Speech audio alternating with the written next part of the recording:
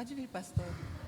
É com muito prazer que nós recebemos novamente o missionário Tomazini e a sua esposa, que estão aqui no Brasil de férias, e eles vieram passar aqui na nossa igreja, porque a nossa igreja é responsável por uma parte do sustento deles. E também porque nós oramos por eles toda quinta-feira na torre de oração. Nós temos lá o nome da família Tomazini, os pedidos de oração do pessoal da Espanha. Então é muito importante para nós e é um prazer muito grande receber vocês, tá? E nós esperamos que Deus abençoe e fale através do Senhor, e que o nosso coração seja aquecido para nós também fazermos parte da missão na Espanha. Que, como vocês vão ver, não é um negócio fácil. O pessoal pensa assim, não está na África, está tudo bem. Não é bem assim, não. Então, o pastor Tomazini vai falar algumas coisas hoje, e nós agradecemos a sua presença também, tá? É muito bom ter esse pessoal junto com a gente. Obrigado, Noemi. Não, pode ficar aqui. Saúdo os irmãos com a graça e a paz do Senhor. É um privilégio estar aqui essa noite outra vez com os irmãos. Eu creio que é a terceira vez que eu estou aqui. Férias, entre aspas, né? A gente mais viaja do que tira férias, mas não viajar para tirar férias, né? Para visitar os irmãos, para fazer ministério nas igrejas, contar para as igrejas como tem sido o trabalho lá. Fazem 19 anos que nós estamos lá. Eu geralmente a gente vem no meio do ano, né?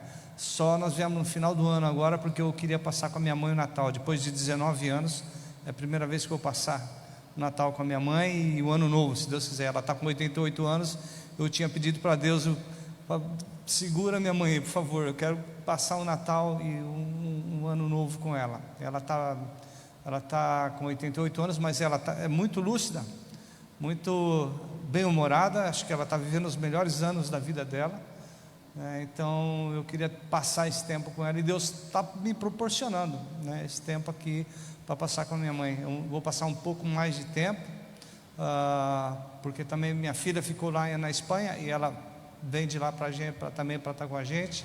Eu queria, antes de a Heloísa falar, queria ler 2 versículos só, que está em Atos 15. Dá para pôr aí? Tem como pôr na Atos 15, 12. Que eu acho que talvez não seja a mesma tradução, por isso.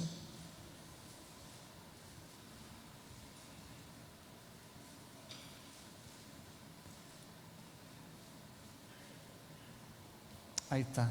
E toda a multidão silenciou, passando a ouvir Barnabé e Paulo, que contava quantos sinais e prodígios Deus tinha feito por meio deles. Ele voltava, cada tanto ele voltava para falar para a igreja o que tinha acontecido, né? Não era para a honra e glória dele, era para a honra e glória do Senhor, para que eles conhecessem o trabalho de Paulo. E também Atos 21, de 18 a 20, né? Que foi o concílio de Jerusalém. Agora 21, ele fala aqui, 21, 18.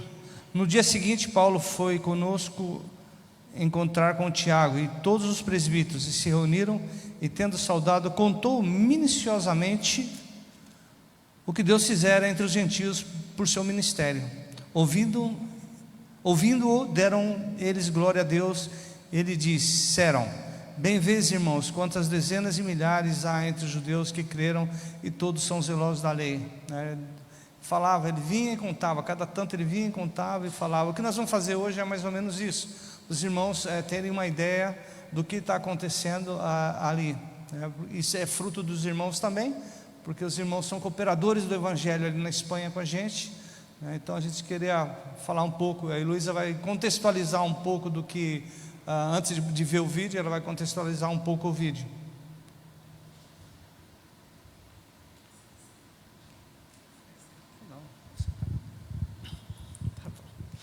Graça e paz, irmãos. Nós trouxemos pequeno vídeo, algumas fotos, né, para vocês poderem ver, aqueles que talvez não conheçam, né, a igreja lá de Loja. Nossa cidade chama Loja, escreve loja, mas é Loja. E nós estamos no sul da Espanha e como o Celso falou, vai fazer, o ano que vem faz 20 anos que nós estamos nessa cidade, uma cidade bem pequena, 22 mil habitantes. Para a região, é uma cidade referência da comarca, porque lá as cidades, os povoados são bem pequenos. Tem cidades de 5 mil, de 1.000, de 800 pessoas, porque tem muitas vilas, lugares montanhosos. Então, as cidades, a gente que é de São Paulo, a referência é bem diferente, né? Mas lá as cidades, sem ser Madrid, Barcelona, cidades maiores, tem muitas cidades pequenas. E até hoje a Espanha tem mais de 7 mil cidades, sem nenhum testemunho evangélico. Não é presbiteriano, não é metodista. Nós fomos enviados pela Igreja Metodista em São Paulo, mas na Espanha tem mais de 7 mil cidades, sem nenhum testemunho evangélico. Não tem igreja pentecostal, não tem igreja da Reforma, não tem igreja tradicional. Tem as igrejas católicas, mas é uma igreja tradicional, né?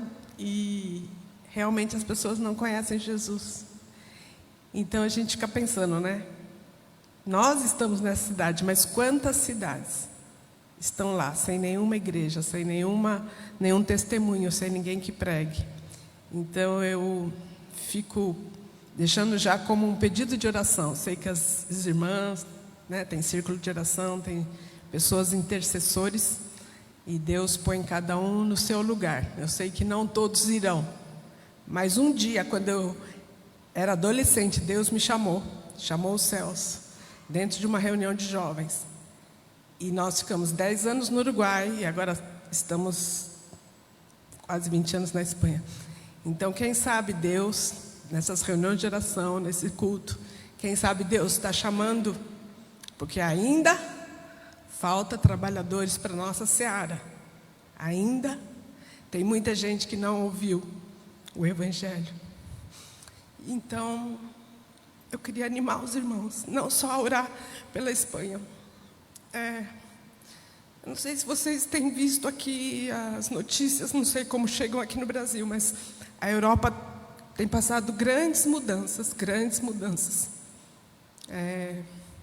A imigração muçulmana tem sido bem grande. Na nossa cidade, que é pequenininha, a gente tem muito contato com pessoas muçulmanas. Nós temos um trabalho o Celso é coordenador do Banco de Alimentos da cidade, que trabalha com ciganos e pessoas necessitadas.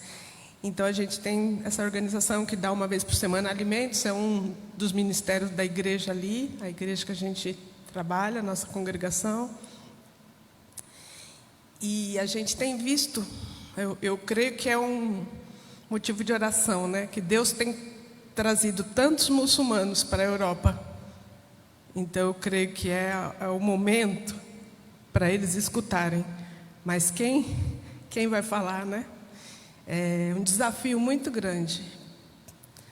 A gente tem amigos, né, muçulmanos, tem muitos conhecidos na cidade, mas é um desafio. Deus tem que nos levantar, nos dar autoridade e valor para pregar.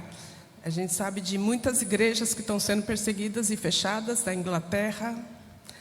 Se vocês buscarem, eu sei que pela internet muitas notícias têm saído, né, de perseguição. Então eu fiquei pensando, né, que nós, como igreja brasileira que temos essa liberdade aqui, né, devemos orar pela Europa, porque é um tempo bem diferente. Para a gente que está lá há 20 anos, é bem diferente o que a gente conhecia. E é uma luta, né, espiritual, porque fazer Jesus ser conhecido em todas as nações, né? Outra bênção que a gente tem visto nesses últimos anos lá é que uma jovem espanhola se converteu na nossa igreja. Ela era mística, tinha muitos livros, e como nos conta o livro de Atos, ela levou todos os livros que ela tinha para o Celso queimar, livros de bruxaria, de essas coisas, né? E muito livro que ela tinha de autoajuda, e ela se converteu, uma menina que Deus levantou, só ela da família dela é cristã.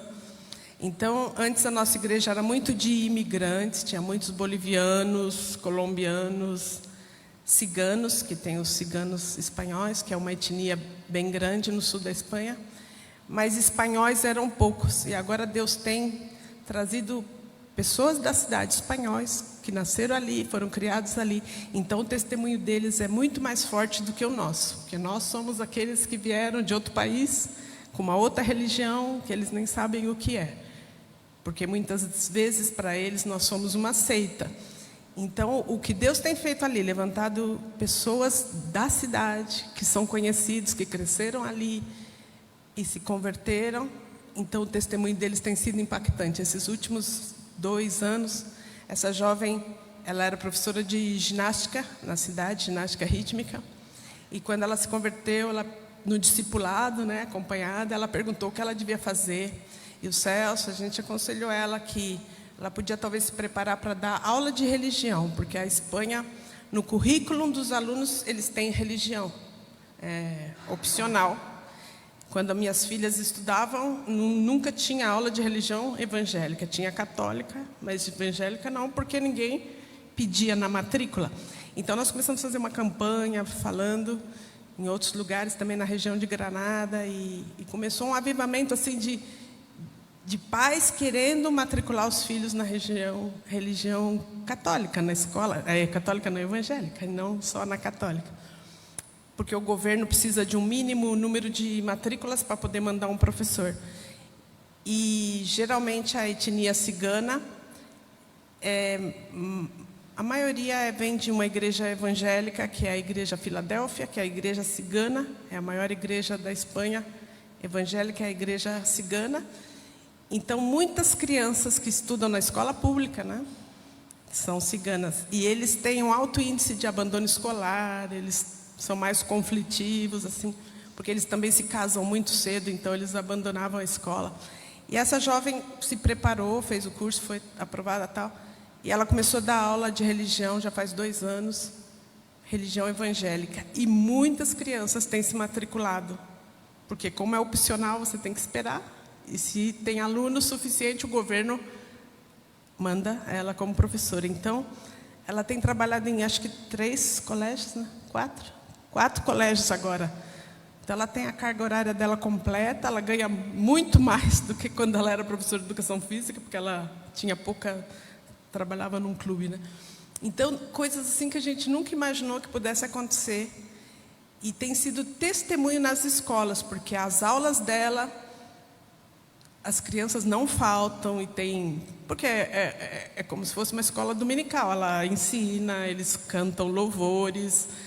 E os ciganos, se vocês conhecem a Espanha pelo flamenco, por aquelas danças, essa é a origem cigana. Eles é que cantam, que dançam. Eles são um povo alegre. E ela tem trabalhado com as crianças. Então, na cidade, o impacto foi bem forte. E ela tem feito vídeos, e os outros professores estão assombrados, porque a religião católica é uma catequese normal, como a igreja faz, mas na aula dos evangélicos, ela tem tido assim, a graça de Deus mesmo, para impactar a vida das crianças e dos adolescentes, né? E muitos estão querendo frequentar essa aula. E ela tem um bom emprego agora, graças a isso também, né? Que é uma bênção. E a gente continua com o Ministério de Futebol, que é a maneira de evangelismo, né? Através de futebol, que atrai os jovens. E a gente sempre faz uma devocional aos meninos. Deus mandou agora, graças a Deus, 2 jovens que estão num projeto com a gente de 2 anos. Vocês vão ver nas fotos, o Alex e o Pedro, que eles são um do Rio de Janeiro, um de São Paulo. Então, a missão Avante, que é uma missão transcultural que prepara os missionários, preparou eles estão por 2 anos lá com a gente. Deus tem usado esses 2 rapazes também na área do futebol. O Celso está meio aí aposentado já do futebol. E os jovens vieram dar um novo ânimo, né? Eles têm outra coisa que a cidade, depois desses quase 20 anos, a cidade está aberta para a gente tem acesso as quadras das escolas públicas, escola pública, dão a chave na mão do Celso, olha, o campo de futebol está aí, quando vocês quiserem, o clube da cidade. Então, Deus deu essa autoridade pelo testemunho da igreja e a gente tem porta aberta. Então, se precisar um local, uma quadra, a gente tem essa abertura. A prefeitura reconheceu também o trabalho que está sendo feito que eles começaram quando eram as crianças ciganas. No princípio, era só as crianças ciganas, numa área de periferia da cidade. Agora, está envolvido vários locais, vários jovens. Então, Deus tem aberto essas portas na área da educação, na área do esporte. São ferramentas que Deus tem dado para a igreja ser testemunho lá na Espanha. Acho que é isso, né? Eu expliquei isso para quando vocês verem as fotos, vocês vão ver a professora, os meninos do futebol e algumas fotos do grupo da igreja. Tá bom? Era para contextualizar o vídeo.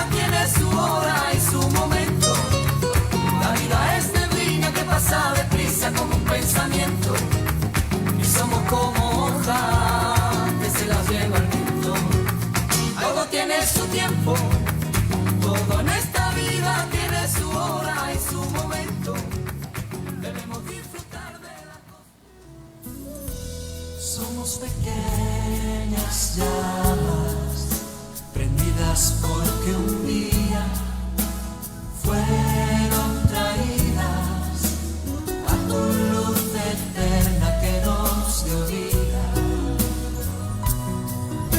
por unos pocos que no amaron sus vidas más que a ti. Hoy estamos aquí. Esse é um casal da igreja que foi enviado para Portugal. Hoy estamos aquí.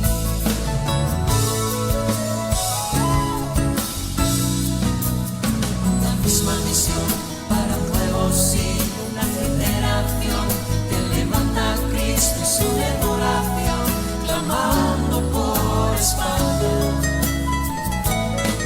Nuestras posesiones, nuestros corazones pertenecen al Señor de señores, no importa el precio, salva nuestra España.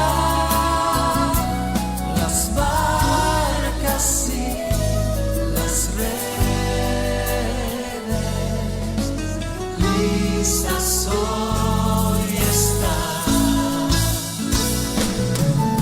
La misma misión para un nuevo siglo, una generación que levanta a Cristo y su adoración, clamando por España. Nuestras posesiones, nuestros corazones pertenecen al Señor de señores. Amém. Eu esqueci de falar que a igreja enviou, no começo do ano, a um casal para Portugal, para treinamento missionário. E Portugal tem praticamente a mesma história da Espanha, em termos de cidades sem testemunho evangélico. E a nossa igreja enviou um casal, que é marido e mulher, jovem, que apareceu aí, o Joel e a Esther, e eles vão ficar por 2 anos num projeto missionário. E a nossa igreja, a igreja da Espanha, está sustentando esse casal lá. Amém?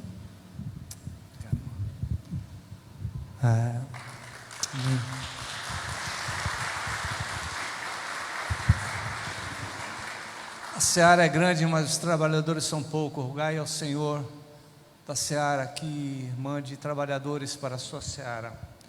Aqui é uma participação nossa e de Deus. Participação nossa orando. Para quê? Para que Deus mande obreiro, né? Deus agindo através das nossas orações. E essa palavra, mande, é uma palavra equibalo em grego, envie, né? É uma palavra grega que diz que é equibalo, é expulsar com força. Jamais, irmãos, eu conheço missionário que saiu tranquila a coisa. Sempre foi com muita luta, muita luta. Espanha está precisando de obreiros. Tem 2 rapazes que estão lá com a gente, eles estão num projeto Conhecer e Servir por 2 anos. A minha igreja metodista em Santo Amaro, ela tem uma semana para Jesus. Lá nós estamos fazendo um projeto de 2 anos para Jesus. Se você quer conhecer, servir e conhecer a Espanha, conhecer a realidade lá, se você tem a oportunidade, faça.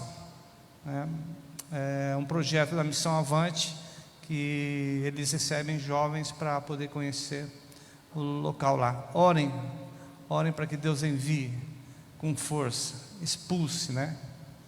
Chute para fora, né? Eu queria falar um pouco, talvez, sobre algo que eu tenho que enfrentar quase sempre em relação ao discipulado, né? A Bíblia diz lá em Mateus 28, 18 a 20, que nós devemos fazer discípulos de todas as nações, ensinando e batizando em nome do Pai e do Espírito Santo, ensinando a guardar todas as coisas que eu os tenho ensinado. E a dificuldade muitas vezes de fazer discípulo é a gente detectar quem são os discípulos. Se nós começamos a ver, né, a Jesus, como ele se relacionava com as pessoas. Talvez eu vou dar 3 tipos de pessoas, mas pode ver muito mais que isso, né? Não é determinante o que eu vou falar, porque na verdade é o que me tocou mais de perto fazer e entender, né? Jesus, ele se relacionou com várias pessoas. Em João 6, 26, 28, João 6, 26 a 28.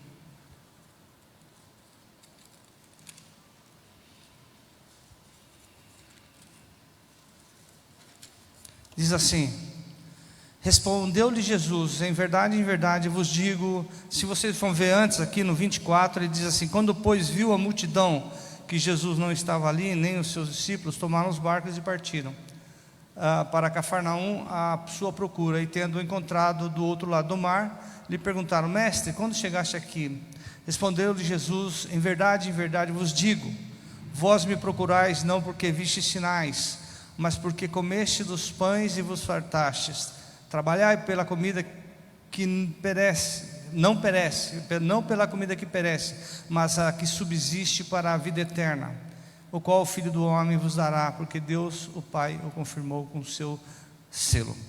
Aqui nós vemos que Jesus se relacionava com a multidão.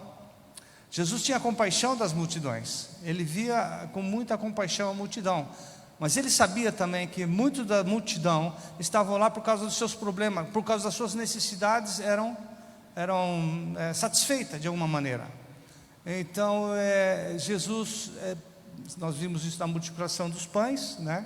Nós vimos isso aqui nós estamos vendo isso, que eles estavam procurando a Jesus, e Jesus falou: vocês estão procurando a mim por causa da comida, ou seja, por causa das necessidades, por causa das circunstâncias que vocês estão vivendo, porque vocês não têm. E muito me preocupa, né, muitas vezes nós como cristãos, né? Se nós somos multidão, nós não podemos servir a Cristo somente por causa das nossas necessidades. Se nós formos ver, quando Moisés estava passando, ia para Canaã, e Deus falou: você volta, você se põe nessa posição. Deus pôs ele numa posição difícil, ele falou assim: volta, se põe aqui, e eu serei glorificado no faraó. E eles voltaram, se puseram naquela dificuldade, o que Deus queria é que ele fosse glorificado por causa daquelas dificuldades. Quem sabe o povo podia falar assim: Deus, o Senhor me colocou numa enrascada aqui. E às vezes nós estamos numa enrascada. Nós viemos, creio que de famílias, de histórias diferentes, histórias às vezes complicadas, e que Deus pode transformar. Quando Deus falou que ele ia ser glorificado no faraó, ele está falando assim: a dificuldade, eu vou pôr vocês em dificuldade para vocês glorificarem o meu nome. E às vezes as dificuldades que Deus nos deixa é para que seja glorificado o nome dele, não simplesmente para satisfazer as nossas necessidades primárias, seja ela por causa de emprego, seja ela por causa de problema familiar, seja qual seja. A multidão, ela queria somente satisfazer a vontade, as circunstâncias difíceis que eles estavam passando.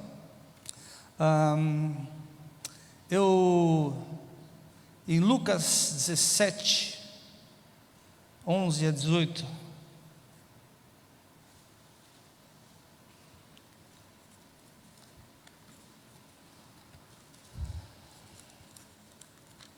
os irmãos estão acompanhando? Lucas 17,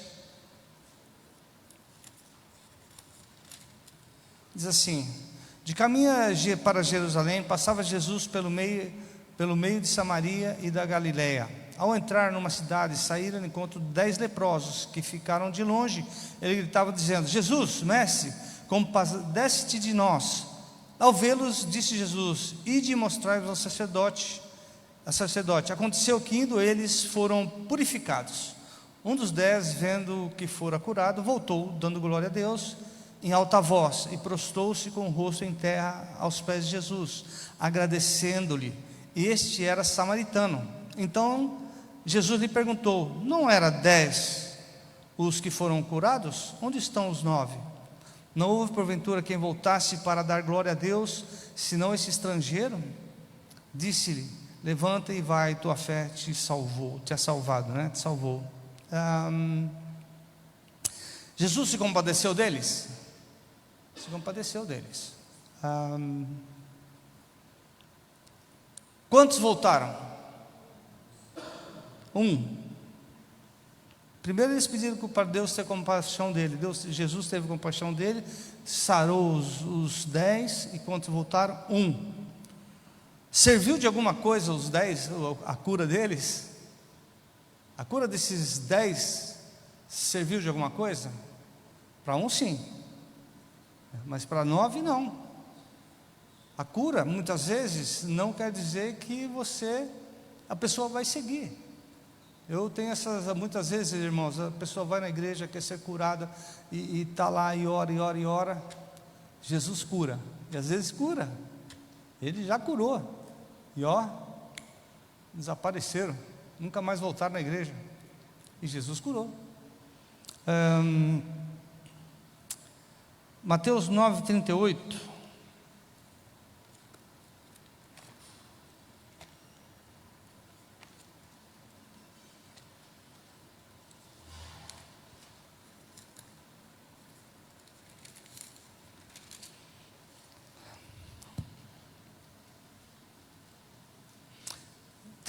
Quer dizer, 9:36. Vendo ele as multidões, compadeceu-se delas, porque estavam aflitas e exaustas, como ovelhas que não têm pastor. Deus se compadecia da multidão? Se compadecia. Ele tinha misericórdia da multidão? Tinha misericórdia da multidão. Ele via as pessoas aflitas. Ela falou: são pessoas como que nem têm pastor. Estão sem pastor, sem guia, sem alguém para direcionar eles. E E Jesus se compadecia. Mas era o quê? Muitas vezes, multidão, simplesmente preocupado com a sua vida, com as suas coisas. Em João 3, que fala sobre Nicodemos, 3, 1 e 2, nós vimos outro tipo de pessoas.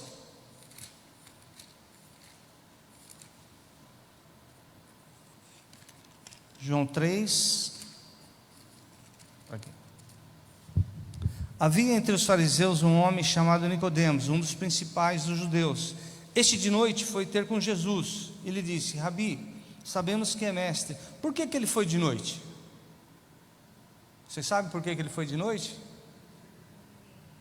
Para ninguém ver ele, para ninguém saber que ele se interessava por Jesus. Ele se interessava, mas foi de noite. Seria como um agente secreto, né? Alguma coisa assim, um pseudo crente, né? Ele fala que é crente, mas não quer que ninguém saiba que ele é crente. Não quer que ninguém saiba que ele... Isso aconteceu várias vezes, irmãos, comigo. Eu já evangelizei pessoas e ele fala assim para mim, fala assim: Celso, eu sei que você está falando está certo. Eu sei que o que você está falando é isso mesmo. Jesus salva, Jesus tem que ser Senhor da minha vida. Mas o que minha esposa vai falar sobre mim? O que vão dizer os meus parentes sobre mim? Irmãos, na hora me veio assim, na hora que ele falou aquilo, me veio aquela palavra. Veio uma palavra assim dizendo: quando você se converta, lembro de Pedro. Pedro, quando você se converta, apacenta meus irmãos, ou seus irmãos. Me veio aquela palavra: quando você se converter, te vai importar nada o que pensam de você.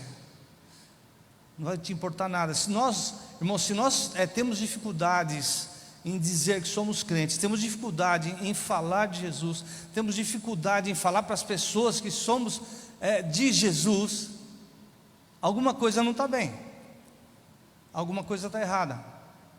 Porque quando nós nos convertemos, irmão, a primeira vez quando eu me converti, irmãos, eu era um fogo só. Falava de Jesus para todo mundo, falava para os meus amigos, eles se matavam de rir. Tinha uns que rolavam no chão de dar risada. O meu amigo, que era o melhor amigo meu, ele rolava no chão de dar risada na minha cara. Eu não estava nem aí, porque o que eu estava sentindo era tão bom, que eu não me importava o que ele pensava de mim. Você se importa? Jesus lidou com a multidão, lidou com pseudo-crentes e também lidou com os seus discípulos. Outro que nós vimos antes, que era também um pseudo-crente, era o jovem rico. O jovem rico, eu falo assim: o que eu tenho que fazer para ganhar a vida eterna? O que Jesus falou para ele? Não matarás. Jesus é tremendo, porque ele falou todos os mandamentos, só não falou o primeiro para ele. Ele falou: Jesus, eu tenho feito tudo isso, eu não estou matando, eu não estou roubando, não estou fazendo nada disso, eu estou tranquilo, estou de boa. E Jesus falou: uma coisa te falta, vende tudo que você tem e dá aos pobres, vem e segue-me. Não foi isso que Jesus falou para ele? Agora uma pergunta: será que Jesus queria que ele vendesse todas as coisas? Era essa a ideia que Jesus tinha quando ele perguntou, quando ele falou para ele, falou assim: você vende tudo, dá aos pobres, vem e segue-me. O que Jesus tinha na cabeça quando ele falou isso para o jovem rico? Ele queria mostrar para ele aonde estava a idolatria dele. Queria mostrar justamente aquilo que impedia ele de seguir a Cristo. Eu vou fazer uma pergunta, irmão, essa noite para você: tem alguma coisa que te impede de seguir a Cristo?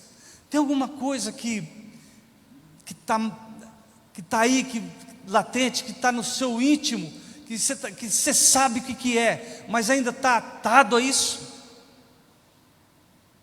Nós sabemos, muitas vezes, que são coisas que tem dentro de nós, que precisam ser deixadas E uma pergunta: se Jesus falasse para você hoje, vende tudo que você tem, dá aos pobres, vem e segue-me. Rapaz, pastor, você fala: Celso, mas Jesus não vai falar isso para mim. Ele não está falando para você deixar o dinheiro. Ele está falando o que impede você de seguir Ele. Qual o impedimento que tem para você seguir a Cristo como deve, como um discípulo? Porque até aqui nós vimos multidão e vimos aqui também seguidores ocasionais, seguidores pseudo-seguidores, ou agentes secretos de Cristo. Nós vimos duas coisas aqui. Também tem os discípulos. A condição que Jesus deu para a gente, para seguir a Ele, tem aqui, está em Lucas 14.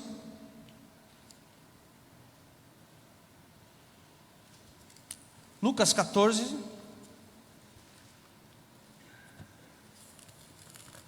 Deu algumas condições para ser discípulo de Cristo.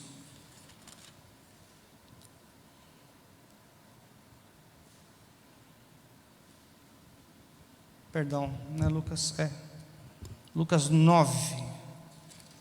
Lucas 14, não, 14, eu estava no 14 aqui, está ok.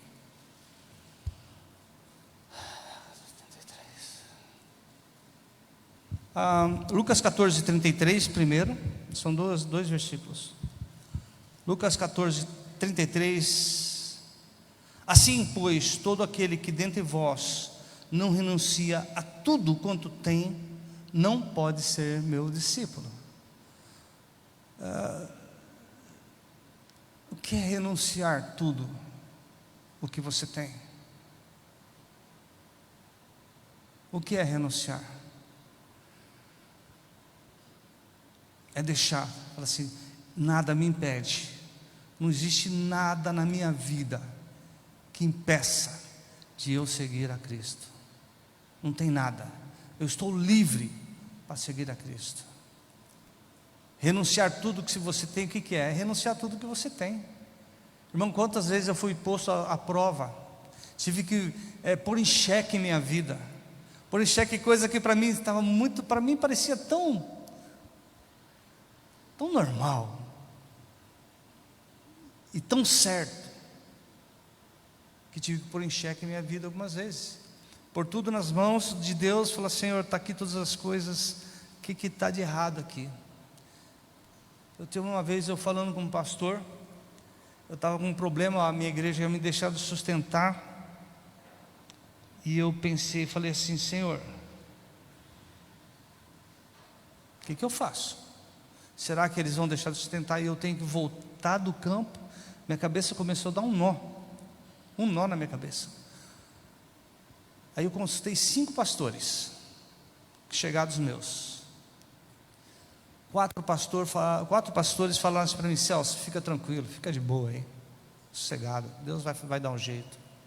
Mas um pastor falou para mim: Celso, volta para o seu pastor, põe nas mãos dele a tua vida e o teu ministério. Fala assim: olha, pastor, eu quero saber se esse deixar de me sustentar quer dizer que eu tenho que voltar do campo. E voltar do campo para mim, irmãos, era deixar tudo que eu tinha de novo, era tudo, deixar meu ministério, deixar minha família, deixar tudo que eu tinha pensado. Eu tive que jogar tudo nas mãos de Deus de novo e falar assim: Deus, o que eu vou fazer com a minha vida? Eu não sei. Eu tive que chegar para o pastor e falar: pastor, o senhor fala para mim, eu tenho que voltar. Mas foi uma luta, até eu falar isso com o meu pastor, irmãos, foi uma luta dentro de mim, porque eu sabia, eu falei assim: se eu tiver que voltar, eu morro, mas eu tive que pôr em xeque tudo aquilo, toda a minha vida ali, de novo.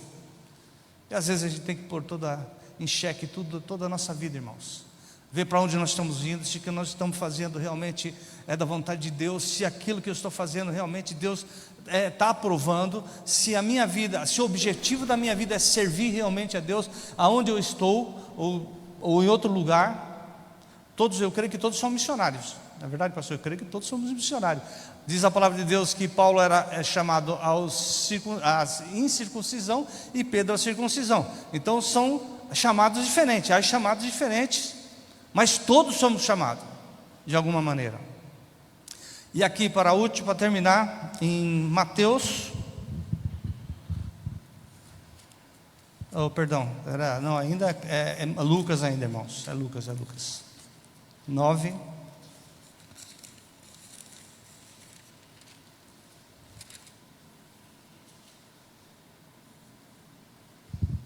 (57) Indo deles caminho fora, alguém lhe disse: seguir-te-ei para onde quer que fores. Alguém falou voluntariamente, falou assim: Jesus, eu vou te seguir. Mas Jesus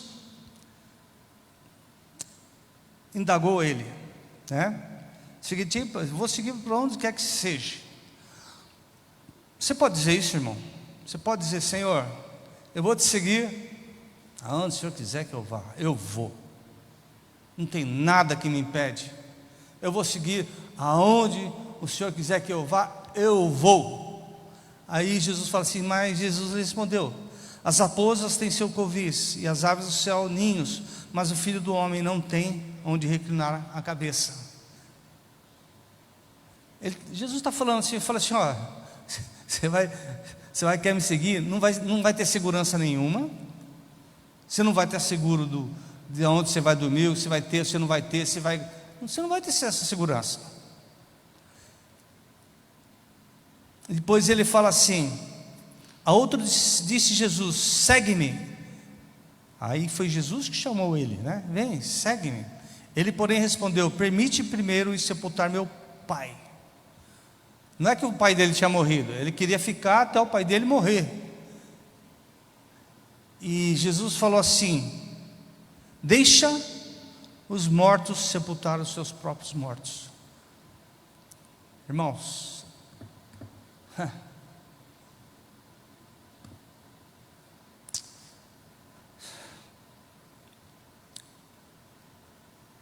eu fico emocionado porque eu perdi meu pai quando eu estava na Espanha. Eu não pude vê-lo. Meu pai, um dia antes dele morrer, ele falou para mim: filho, você não vai me ver? E ele morreu no dia seguinte. Aquilo me pegou firme. Eu fiquei mal. Fiquei um ano mal, pensando: puxa, eu podia ter ido, podia ter pegado um empréstimo, podia pedir para alguém para me poder ir ver meu pai, eu poder. E eu passei um tempo assim, e fui falar com Deus, falei: Deus, por quê? Deus falou assim: você é o meu discípulo. Aqui dentro, Espírito Santo falou comigo, através do seu Espírito, falou comigo: você é meu discípulo. Irmãos, não tem nada melhor do que escutar de Deus: você é o meu discípulo. Você é um discípulo de Deus, um discípulo de Jesus.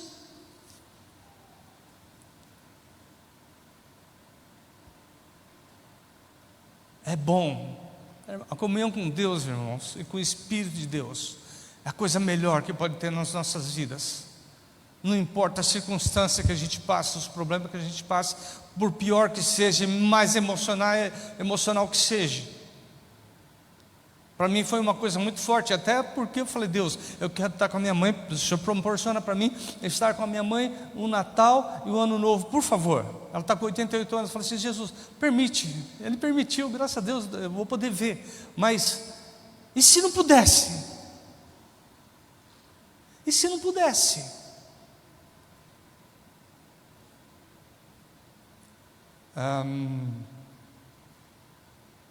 Não importa, irmãos.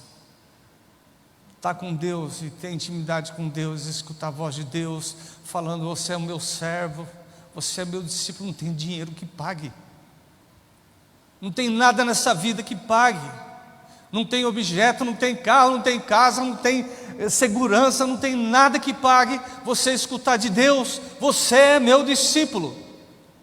Você já escutou de Deus isso? Você já escutou de Jesus: você é meu discípulo? Você está me seguindo?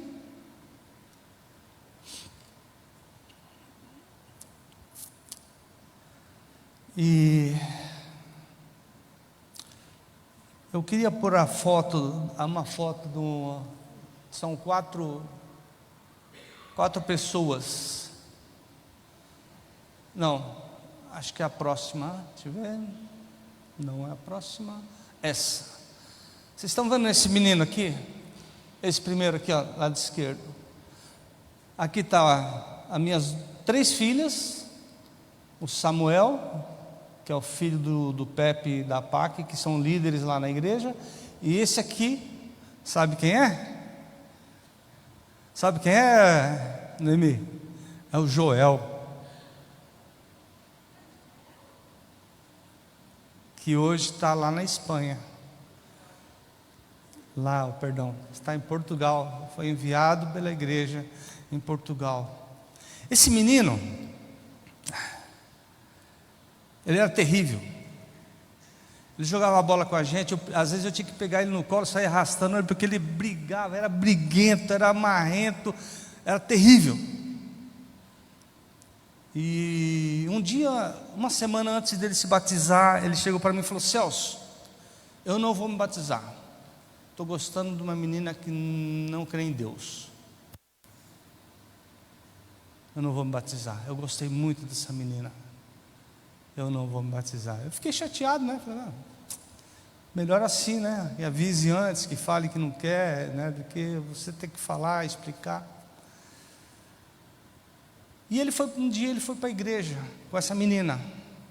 E a menina se chama Esther. E nesse dia que ela foi, tinha um amigo meu que está lá agora, que eu estou com o carro dele aqui, que ele me emprestou o carro dele. Ele foi lá para a Espanha, ele está na minha casa e com o meu carro lá. E eu estou aqui no carro dele. Ele ia pregar, nesse dia que chegava o Joel e a Esther ali, e ele chegou e falou assim: hoje vou falar sobre a Esther. Nisso ela entra. Ela nunca tinha entrado numa igreja evangélica. Ela falou: o que vão falar de mim? Ela falou: o que vão falar de mim? Irmãos, ela sentou, ele explanou, falou sobre Esther. Essa menina se converteu. A Esther se converteu naquele dia, naquele mesmo dia ela se converteu. E o Joel se converteu depois, que era filho de crente, se converteu depois, em seguida. E nós trabalhamos com ele. Pode ser a outra foto, tá vendo, pequenininha ali, a outra foto dele também, e da Esther. Essa é a professora de religião. Outra, acho que é a foto, não, a foto, tem mais uma foto que é o Joel, é um casal. Aí, são eles, o Joel e a Esther, né? Esse menino, ele casou, ele não tinha emprego. Uma vez eu tinha falado para ele, testemunhado da minha vida, de casado. Era 3 meses antes de casar, eu não tinha emprego. E eu falei: Jesus, eu marquei casamento, mas não tenho dinheiro, não tenho como sustentar minha família. E um pouquinho depois de 3 meses, eu consegui um trabalho, ela também, começamos a trabalhar e casamos. Ele ficou sabendo disso, ele também não tinha nada, ele fez igualzinho eu. Ele chamou e falou assim: nós vamos casar. Mas eu falei: não temos nada, não temos nem emprego, não temos nada. Casaram, eu fiz o casamento deles. Aí eu discipulei eles, sentei com eles antes do casamento, falei sobre o casamento. Depois eu discipulei ele pessoalmente, os dois, tal. E um dia eu estou aqui no Brasil, ele me chama, depois de 3 anos, ele já estava trabalhando, casado. Ele me chama: Celso, Deus está me chamando tempo integral. Eu falei: ué, como assim? Deus está me chamando tempo integral. Eu fiquei assim, rapaz, esse menino, eu vou sair do emprego. Eu falei: o quê? Como que você vai sair do emprego? Você é um I. A hora que eu falei I, que eu ia falar irresponsável, Deus me fez lembrar que eu fiz exatamente igual, que eu tinha feito exatamente igual. E Deus abençoou nossa vida, e Deus sustentou nossa vida, e Deus cuidou de nós, sem dinheiro, sem nada, e Deus até hoje tem nos sustentado. Fazem 40 anos que nós estamos no ministério, fazem 40 anos que Deus nos tem sustentado. E eles também. Estão firmes lá. Nós enviamos eles para Montalegre, é uma cidade no norte de Portugal. Nossa igreja deve mais ou menos umas 30 pessoas, quando muito. O pessoal dá dinheiro para ele, o pessoal comprou e ajuda ele, o ministério dele, a cooperação do ministério nosso que nós temos lá em Portugal. Ele esteve aqui, fez treinamento missionário na Avante, também levantou um sustento. Está lá, está firme. E Deus tem sustentado. É uma vida, irmãos, não é uma vida de insegurança, quando a gente põe as coisas nas mãos de Deus, todas as coisas. É uma vida de segurança. De segurança. Eu já falei isso para vocês alguma vez. Creio que não sei se foi aqui que eu falei uma vez, que teve um dia que nosso dinheiro foi tudo para lá no Uruguai. Eu estava no Uruguai, fiz 10 anos lá. Nosso dinheiro foi tudo para Flórida, em vez de ir para a Florida. Nós não tínhamos o que comer nesse dia. Reuni a equipe e falei: gente, nós não temos o que comer, só tem esse copo de leite para cada um aqui, você esquece do almoço. Vamos jejuar hoje, a forçada hoje. Bom, na hora do almoço veio uma senhora com 2 pizzas dessas quadradas para a gente em casa. 2 pizzas. Um pouquinho mais tarde veio um senhor que todo o negócio da horta dele, ele trouxe lá alface, trouxe batata, trouxe cenoura, um saco assim de coisa. E de noite veio um senhor que trabalhava no frigorífico e nos trouxe um quarto de boi inteiro, de bezerro, né? É bezerro que chama? Inteiro.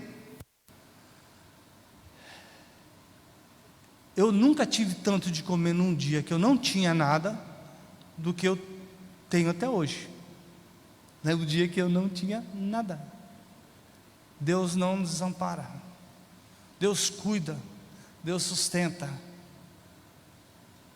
Você é um discípulo de Jesus? Ou você é um agente secreto de Jesus? Ou você é multidão?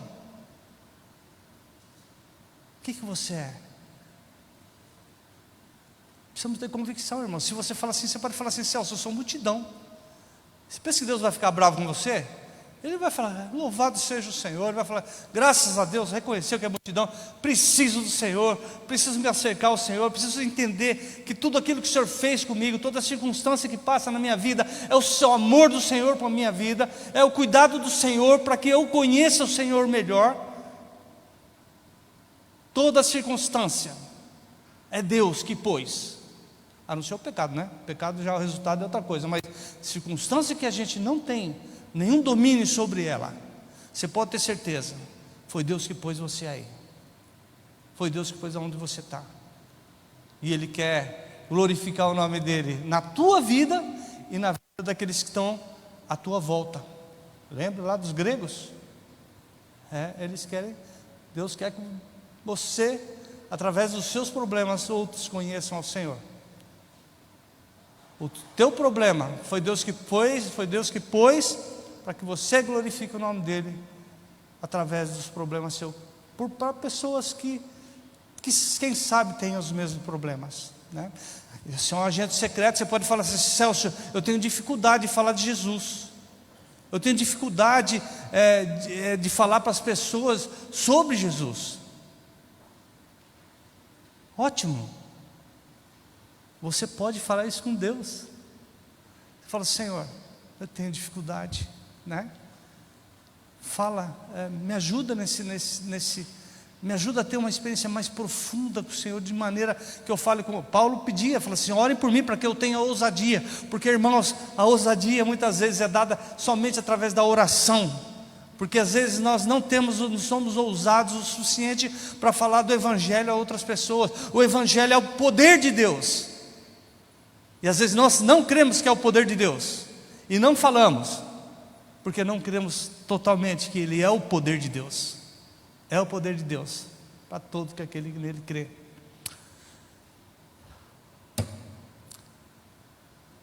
A Bíblia diz em Mateus 28, 18: ide por todo o mundo, fazer discípulos de todas as nações.